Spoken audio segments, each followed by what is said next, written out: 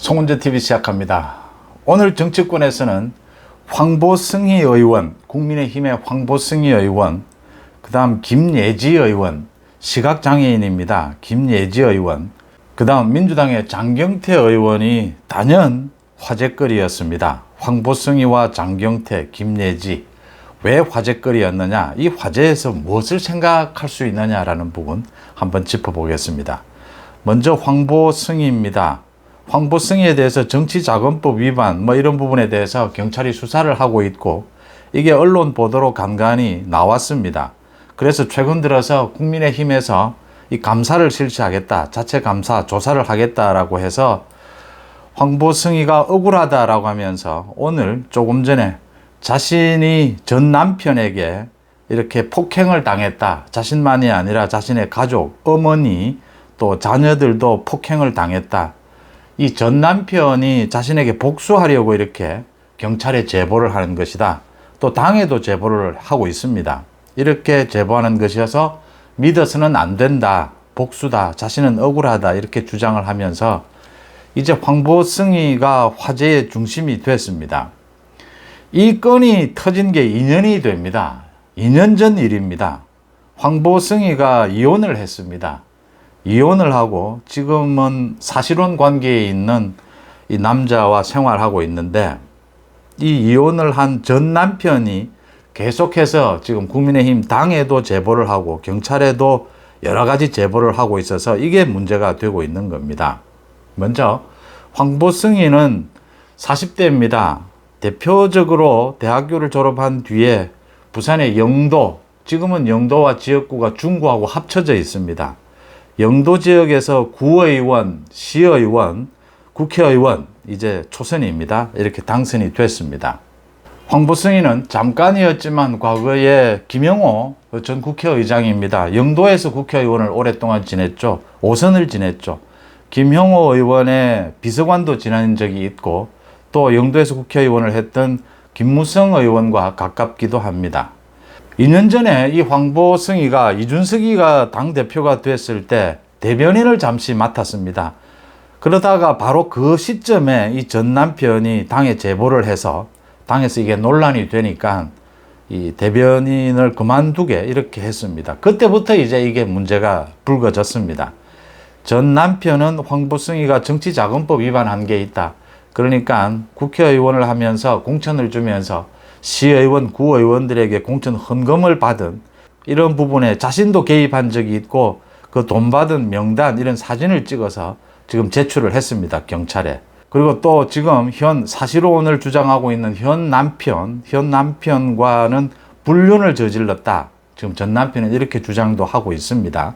그 다음에 사실혼 관계에 있는 이 현재 남편이 이 국회의원 회관에도 자주 드나들고 이 황보승희의 보좌관이 모는 이렇게 관용차를 타기도 한다, 이런 부분들을 제소를 했습니다.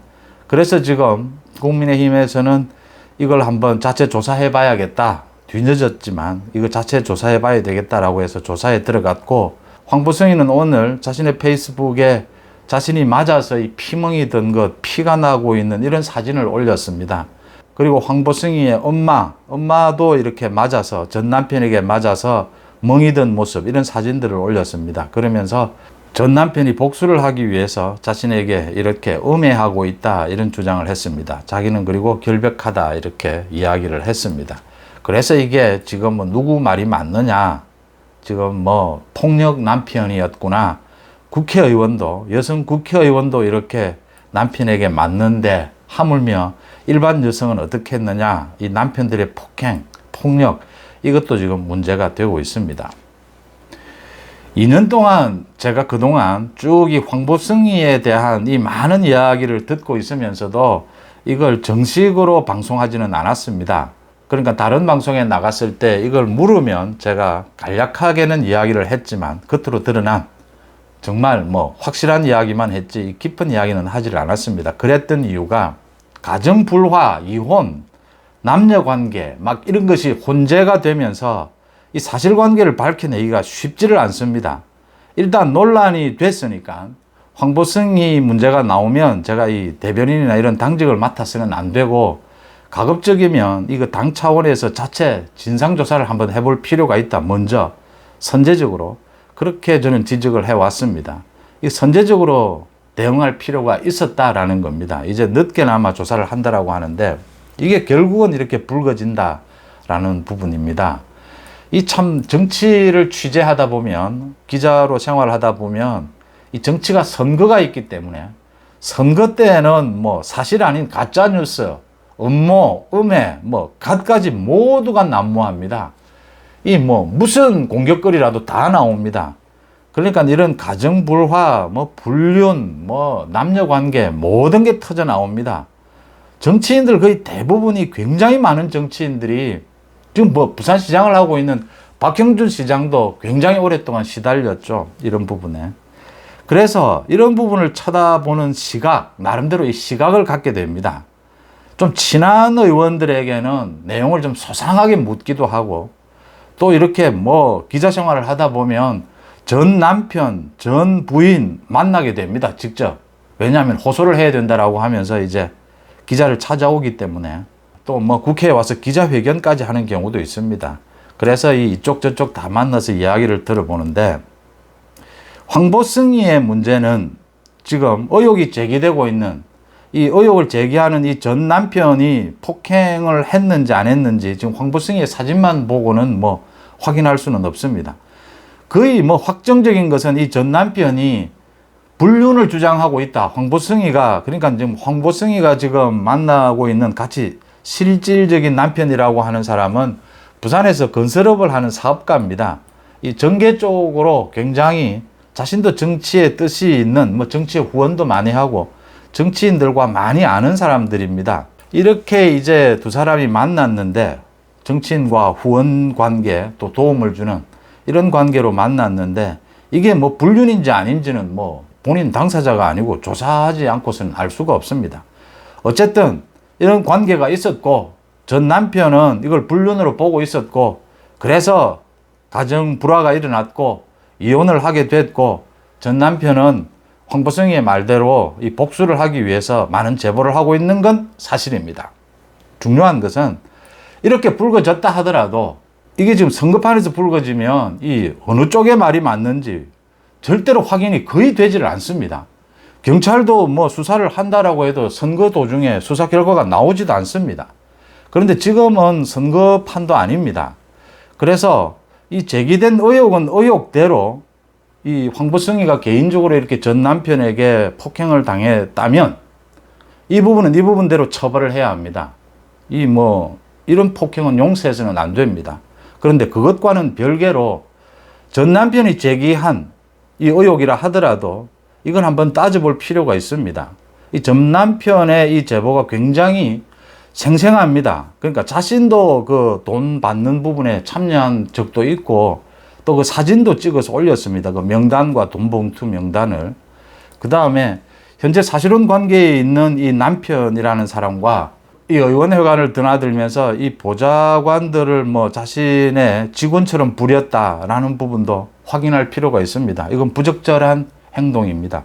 이런 부분은 이런 부분대로 처리를 해야 된다. 경찰도 경찰대로 조사를 하겠지만 최근에 다 불러서 조사를 했다라고 합니다. 황보승희까지 불러서. 국민의힘에서도 늦었지만 지금이라도 자체 진상조사를 해서 황보승희에 대해서 윤리적인 면, 윤리적인 부분에 징계를 할 필요가 있다. 사실이 드러나면, 확인이 되면, 아니면 아닌 것으로 정리할 필요가 있다. 이게 지금 언제나 이런 일이 그렇습니다. 이 의혹은 의혹대로 있고, 또 가정불화 부분은 불화 부분대로, 뭐 불륜 이 부분은 이 부분대로 있습니다. 이게 막 혼재가 되다 보면 이 선거판에서는 진실을 밝혀낼 수가 없습니다. 그런데 지금은 선거판도 아니기 때문에 이 두 가지를 완전히 분리해서 한번 철저하게 따져볼 필요가 있다. 이런 말씀을 드립니다. 다음에 민주당 장경태입니다. 이 장경태는 앞뒤 말도 되지도 않는 이야기를 언제나 하고, 이 장경태가 소위 청년 정치인지 참 우리 정치의 수준을 땅바닥까지 떨어뜨리는데 가장 큰 역할을 하고 있는 사람 중에 하나가 아니냐. 그런데 어제는 방통위에 항의 방문하는 중간에 실신을 하고 잠시 기절을 하는 이런 일들이 있었습니다.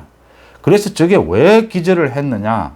앞뒤 행사에서는 생생했는데 갑자기 그 시위를 하면서 기절을 했다.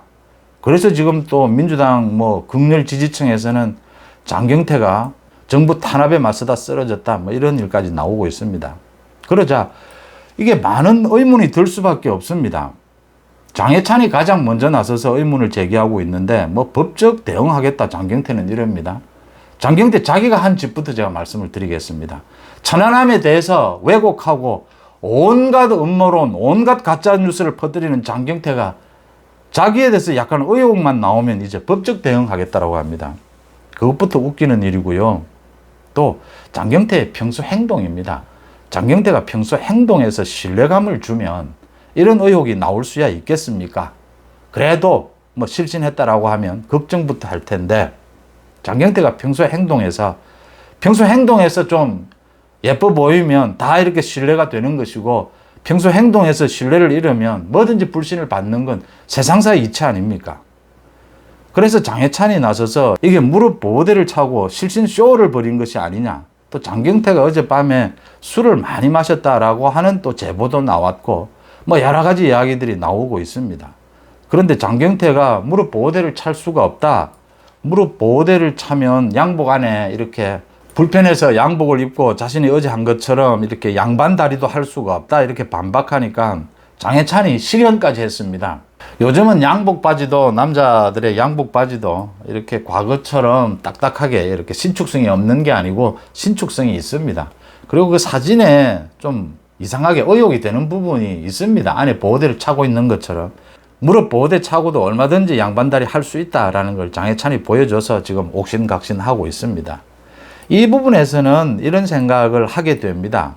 이 장경태가 평소에 그렇게 김건희 여사에 대해서도 가짜뉴스를 퍼뜨리고 평소에 그렇게 하는 행동이 거의 양아치 수준 그런 행동을 하니까 어제 그렇게 뭐 잠깐 몸이 안 좋아서 그렇게 실신할 수도 있을 겁니다.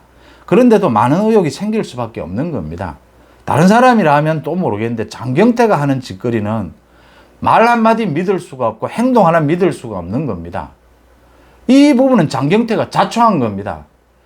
본인이 김건희 여사에 대해서 가짜뉴스를 퍼뜨리고 음모론을 퍼뜨리고 천안함에 대해서 각종 왜곡을 하고 그런 짓거리를 해온 그 대가를 받고 있는 셈입니다. 장경태가 뭐 그렇게 흥분할 일도 아니고 그걸 가지고 뭐 법적 대응을 하면 뭘 어떻게 하겠다는 건지 모르겠지만 뭐 할 말 없으면 법적 대응입니다. 자신들이 하는 짓거리에 대해서 법적 대응을 하면 또 입을 막느냐라고 얼토당토 하는 소리를 떠듭니다. 그 다음 국민의힘의 시각장애인입니다. 피아니스트 출신으로 화제를 모았었죠. 김예지 의원이 처음으로 국회의원이 된 지 처음으로 이 본회의장에서 이 대정부 질문을 했습니다. 한동훈 장관, 한덕수 총리를 대상으로 대정부 질의를 하면서 이제 그 안내견의 그 안내를 받아서 본회의장 그 단상에 섰습니다. 그래서 한동훈 장관을 나오라, 한덕수 총리를 나오라라고 하니까 한동훈 장관이 나가자마자 한동훈 법무부 장관 나와 있습니다. 이 시각장애인인 김예지 의원을 배려해서 먼저 한동훈 법무부 장관 나와 있습니다. 이렇게 배려한 것. 이게 또 화제가 되기도 하고 지금 뭐 빵 터졌다라고 하지 않습니까? 이 영상이 인터넷에서 엄청나게 참 인기를 끌고 있습니다. 역시 한동훈의 그 배려, 한동훈은 깔끔하다, 예의 바르다 이런 이야기들입니다. 뭐 한덕수도 마찬가지입니다.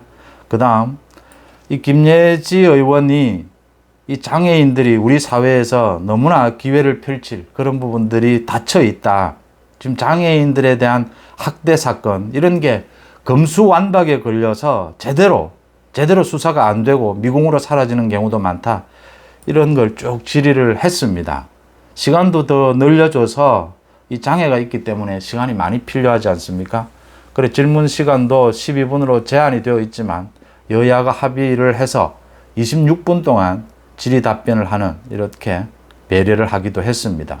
김예지 의원이 질의 답변이 끝나고 난 다음에는 여야 의원 모두가 일어서서 기립박수를 보내기도 했습니다. 국회에서 가끔씩 정말 뭐 가끔 보여주는 이런 아름다운 모습이었습니다. 그러니까 며칠 전만 해도 민주당의 의원이 나서서 한덕수 총리에게 후쿠시마 원전수를 마셔보라, 마셔보겠다. 이런 저질스러운 질문. 후쿠시마 원전수가 마신다, 마시지 않는다의 문제가 아니지 않습니까? 정말 확실하게 과학적으로 검증해서 확실하게 처리가 되느냐, 되지 않느냐가 이 문제의 핵심이지 않습니까? 한덕수 총리에게 마셔보라라고 하니까 한덕수 총리가 기가 차니까 마셔보겠다라고 하니까 한덕수 총리는 나이가 많으니까 직계 가족 보고 마셔보라. 뭐 이런 참 이 쓰레기 수준의 이런 저질스러운 질문이 오고 가는 이런 국회에서 김예지 의원의 이 질문은 여야 모두가 박수갈채로 화답할 정도로 아름다운 질문이었고 아름다운 모습이었다. 한동훈 장관이 더 화제가 됐습니다. 역시 한동훈이다. 한동훈이 참 이 김예지 의원을 배려해서 그 단상 장관이 답변을 하는 그 답변대에 서자마자 의원님 한동훈 법무부 장관 나와 있습니다. 라고 이렇게 먼저 이야기를 하면서 이렇게 배려한 것이 역시 한동훈답다라고 했는데 이렇게 한동훈 장관에게는 이런 걸로 칭찬하면 어쩌면 좀 결례 아닙니까? 당연한 것 아닙니까? 적어도 한동훈이라면 뭐 당연히 이래야 되는 것 아닙니까? 제 생각에는 말이죠. 그러니까 우리 사회에서 한동훈뿐만이 아니라 뭐 한덕수 총리뿐만이 아니라 이 정상적인 교양을 갖추고 정상적인 수준이라면 누구나 이 한동훈처럼 행동해야 하는 것 아닙니까? 더군다나 한동훈은 당연히 이렇게 배려를 하죠. 언제나 한동훈 장관이 하는 행동은 뭐 참 흠잡기가 힘들 정도로 깔끔하지 않습니까? 너무 당연한 걸 가지고 칭찬하면 한동훈 장관이 오히려 좀 섭섭해 할 수도 있겠다라는 말씀을 드리고요. 여기에서 제가 한 가지만 짚어보겠습니다. 한동훈 장관을 내년 총선에 지금 뭐 여권에서는 가장 압도적인 대선 후보 1위입니다. 어떻게 활용할 것이냐? 한동훈 장관이 내년 총선에 나오는 것이 좋으냐? 아니면 장관으로서 더 역할을 하다가 더 할 일들이 굉장히 많으니까 이 지금 윤석열 정부의 가장 큰 국가적 비전은 법치입니다. 그걸 한동훈 장관에게 맡겨놓는 것이 가장 좋습니다. 그래서 한동훈 장관에게 대선 때 기회가 온다면 기회를 주는 것이 더 낫지 않느냐 뭐 이런 분들도 많습니다. 첫째, 총선이 너무나 다급하고 중요합니다. 총선에서는 뭐 이재명의 민주당, 지금 국회를 장악하고 있는 민주당에 대한 심판이 가장 클 겁니다. 그런데 윤석열 정부에 대한 평가도 나오게 됩니다. 그럴 때 총선을 이끄는 사람은 차기 대선 주자가 가장 효율적이다라고 하는 것은 그동안의 총선에서 보여준 대목입니다. 이 총선을 이끌 인물로 한동훈만한 사람이 있겠느냐. 그 다음 두 번째입니다. 한동훈의 정무적 감각이, 정치적 감각이 뭐 예상 밖입니다. 상당히 압도적인 정도다라고 하는 겁니다. 그 다음 세 번째입니다. 한동훈도 결국은 정치적인 뜻을, 포부를 가질 수밖에 없는데 한동훈이 차기 대선에 나가기 위해서는 지금 장관이나 총리를 계속하는 것보다는 지금 이번 총선에서 이런 타이밍에 이 총선에 정말 국민의힘을 이끌, 여권을 이끌 그런 인물도 적절하지 않는 마당에 한동훈 장관이 총선을 이끄는 것이 적절하지 않느냐. 그게 자신의 정치 행보에도 훨씬 도움이 되지 않겠느냐라는 겁니다. 압도적인 정치인으로서의 자질은 보이고 있다라는 점에서 총선에서의 기대감 가지게 합니다. 한동훈 장관이 김예지 의원에 대해서 배려를 했다. 한동훈 장관은 누가 뭐래도 좋은 집안에서 컸고 좋은 학교도 나왔고 사법고시도 합격을 했고 검사였고 엘리트 중에 엘리트입니다. 이런 엘리트가 우리 정치권에 들어와서 어떻게 대중성을 획득하면서 정치적으로 승리해서 이 국가를 위해서 이바지할 수 있느냐라는 이런 모습을 이 윤석열 대통령과는 또 다른 이런 정치적 경로를 통해서 한동훈이 정치인으로서 우뚝 설 수 있는가라는 부분 앞으로 함께 여러분들과 함께 지켜보고자 합니다. 송은재TV 마칩니다. 고맙습니다.